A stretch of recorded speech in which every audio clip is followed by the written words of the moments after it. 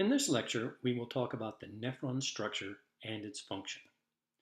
Nephrons are the structural and functional units of the kidneys, and as such are responsible for forming urine.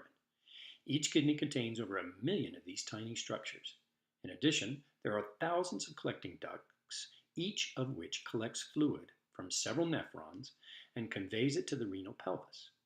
Each nephron consists of two main structures, a renal corpuscle, which contains the glomerulus, and a renal tubule. Here you can see a wedge-shaped section of kidney tissue indicating the position of the nephrons inside the kidney. Each nephron consists of two main structures, a renal corpuscle and a renal tubule. Each renal corpuscle consists of a glomerulus, which is a knot of capillaries, and a cup-shaped hollow structure that completely surrounds the glomerulus like a well-worn baseball glove encloses a ball. This portion of the renal corpuscle is called the glomerular capsule, or Bowman's capsule. The inner, which is the visceral layer of the capsule, is made up of highly modified octopus-like cells called podocytes. Podocytes have long branching processes called foot processes that intertwine with one another and cling to the glomerulus. Because openings, the so-called filtration slits, exist between their extensions, the podocytes form a porous or holy membrane around the glomerulus. Here you can see a view of the relationship of the visceral layer of the glomerular capsule to the glomerular capillaries. In this one, we see a scanning electron micrograph of podocytes clinging to the glomerular capsules. The renal tubule, which makes up the rest of the nephron, is approximately 1.25 inches long. As it extends from the glomerular capsule, it coils and twists before forming a hairpin loop and then again becoming coiled and twisted before entering the collecting duct. These different regions of the tubule have specific names. In order from the glomerular capsule, they are the proximal convoluted tubule, the nephron loop, or loop of Henle, and the distal convoluted tubule.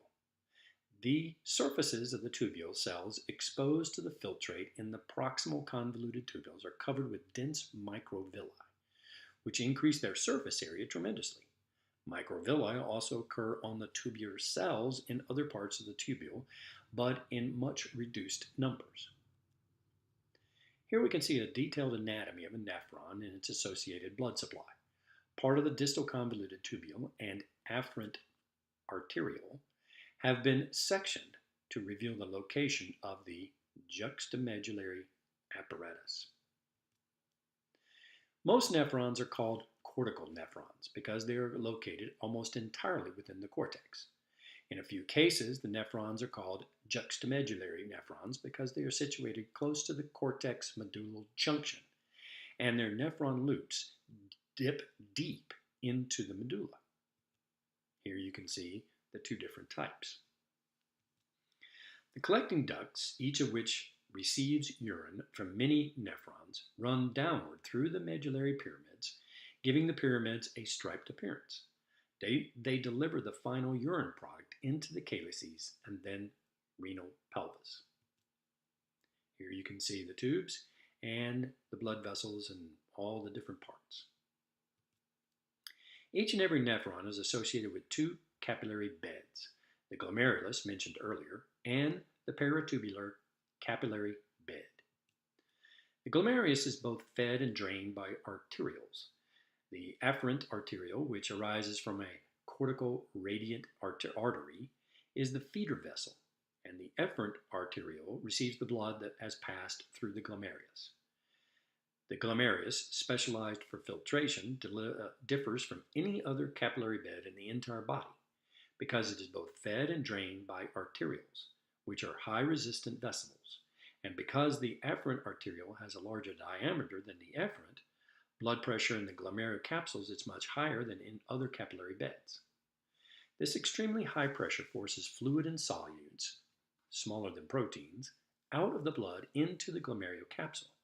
Most of this filtrate, 99%, is eventually reclaimed by the renal tubule cells and returned to the blood in the peritubular capillary beds. Here you can see an example. The second capillary bed, the peritubual capsules, arises from the efferent arteriole that drains the glomerulus. Unlike the high-pressure glomerulus, these capsules are low pressure. Porous vessels, adapted for absorption instead of filtration. They cling closely to the whole length of the renal tubule, where they are in an ideal position to receive solutes and water from the tubule cells as these substances are reabsorbed from the filtrate percolating through the tubule. The peritubual capillaries ultimately drain into interlobar veins, leaving the cortex. Here are the key points. Remember that we will have a quiz over this. Be ready for it, and then we'll move on to the third lecture.